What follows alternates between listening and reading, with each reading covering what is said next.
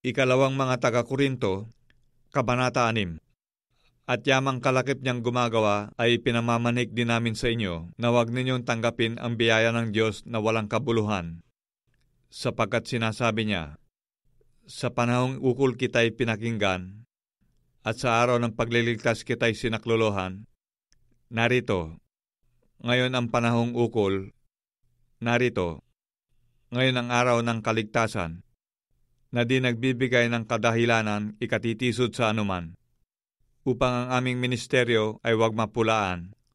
Datapwat sa lahat ng mga bagay ay pinagkakapuri namin ang aming sarili, gaya ng mga ministro ng Diyos, sa maraming pagtitiis, sa mga kapighatian, sa mga pangangailangan, sa mga paghihinagpis, sa mga latay, sa mga pagkabilanggo, sa mga kaguluhan, sa mga gawa, sa mga pagpupuyat, sa mga pag-aayuno, sa kalinisan, sa kaalaman, sa pagpapahinuhod, sa kagandahan loob, sa Espiritu Santo, sa pag-ibig na hindi pakunwari, sa salita ng katotohanan, sa kapangyarihan ng Diyos, sa pamamagitan ng sandata ng katwiran sa kanan at sa kaliwa, sa pamamagitan ng karangalan at ng kasiraang puri, sa pamamagitan ng masamang ulat at ng mabuting ulat,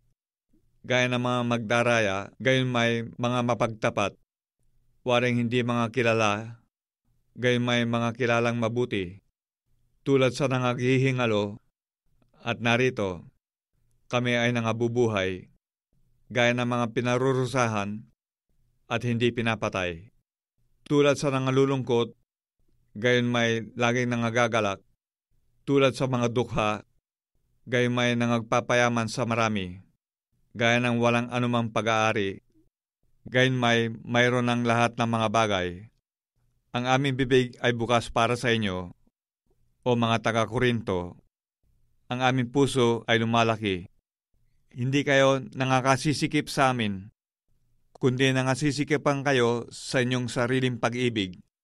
Kaya nga bilang ganti sa gayong bagay, nangungusap akong gaya sa aking mga anak, ay magsilaki naman kayo.